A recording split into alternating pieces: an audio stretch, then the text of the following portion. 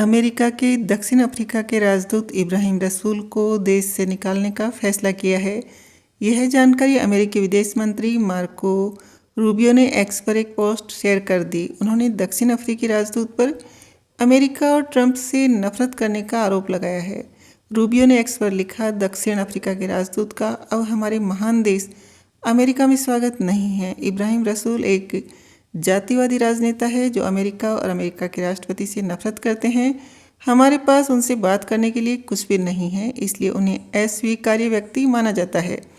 दक्षिण अफ्रीका के राष्ट्रपति कार्यालय में शनिवार को कहा कि यह फैसला खेदजनक है। साथ ही कार्यालय ने कहा कि वो अमेरिका के साथ पारस्परिक रूप से लाभकारी संबंध बनाने के लिए प्रतिबद्ध हैं।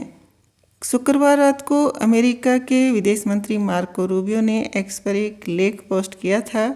इस लेख में दक्षिण अफ्रीका के राजदूत इब्राहिम रसूल द्वारा ट्रंप प्रशासन पर दिया गया बयान शामिल था, जो उन्होंने ऑनलाइन लेक्चर में दिया था। रसूल ने कहा था, डोनाल्ड ट्रंप जो कर रहे हैं वो पद पर बैठे लोगों पर किया गया हमला है। वह घर में और विदेश में पदों पर बैठे लोगों के खिलाफ और भीड़ को एकजुट कर रहे हैं। उन्होंने कहा कि डेटा बताता है कि अमेरिका में बड़ा हेमोग्राफिक शिफ्ट हुआ है, जो ये दर्शाता है कि अब वोट करने में 48% सफ़ेद लोग हैं।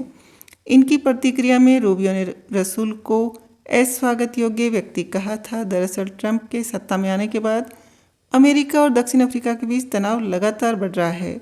इस बीच बीबीसी ने वाशिंगटन डीसी स्थित दक्षिण अफ्रीका दूतावास से इस मामले पर टिप्पणी के लिए संपर्क किया था। सीनियर रिसर्च स्कॉट फिशिंग कहते हैं, दक्षिण अफ्रीका के राजदूत रसूल एक कमज़ोर पसंद थे। हाल ही में दिया गया उनका बयान, उनका ट्रैक रिकॉर्ड भी यही इशारा करता है। हाल ही के वर्षों में दक्षिण अफ्रीका ने अमेरिका को लगातार नाराज़ किया है।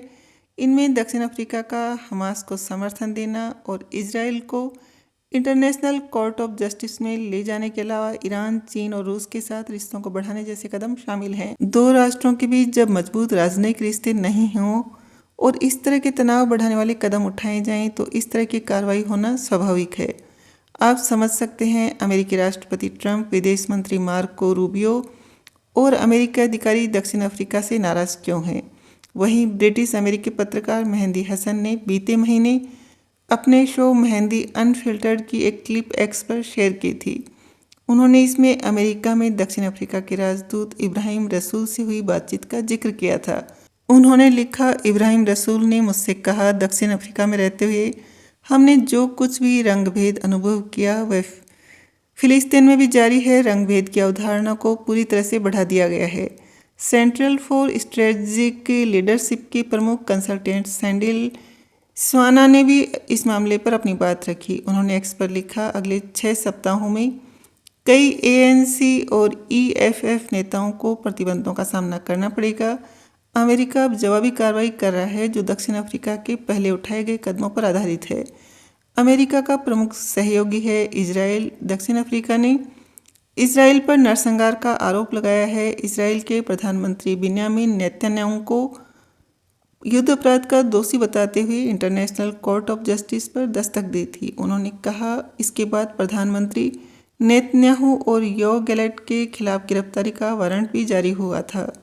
दक्षिण अफ्रीका के राष्ट्रपति सिरिल रामाफोसा ने जनवरी 2025 में एक विधेयक पर हस्ताक्षर करके एक कानून बनाया था। इसके तहत राज्य को बिना मुआवजा दिए भूमि अधिग्रहण की अनुमति होगी। हालांकि उनके इस कदम से उनकी सरकार के कुछ सदस्य सहमत नहीं थे। दक्षिण अफ्रीका में रंगभेद की अवधारणा को समाप्त हुए 30 वर्षों से ज़्यादा का समय बीत चुका है। बावजूद इसके काले लोगों के पास खेती करने वाली भूमि का बहुत छोटा सा हिस्सा मौजूद है, जबकि अधिकांश भूमि श्वेत लोगों के पास है। इसमें सुधार की गति बेहद धीमी रही है, इसलिए लोगों में इसे लेकर खीज और गुस्सा है। राष्ट्रपति रामाफोसा की पार्टी एएनसी ने इस कानून को देश में बदलाव का मील का पत्थर बताया था। वहीं गठबंधन सरकार के कुछ सदस्यों का कहना था कि वो इस मामले में अदालत के सामने जा सकते हैं। इस फैसले को लेकर अमेरिका के राष्ट्रपति डोनाल्ड ट्रंप ने दक्षिण अफ्रीका पर मानवाधिकारों के उल्लंघन का आरोप लगाया था। उन्होंने कहा था कि इससे श्वेत किसानों की जमीन जब्त की जा सकती है। राष्ट्रपति ट्रंप ने इस कदम को श्वेत किसानों के खिलाफ उठाया गया कदम बताया था। इसके बाद उन्होंने दक्षिण अफ्रीका को दी जा रही मदद पर रोक लगा दी थी।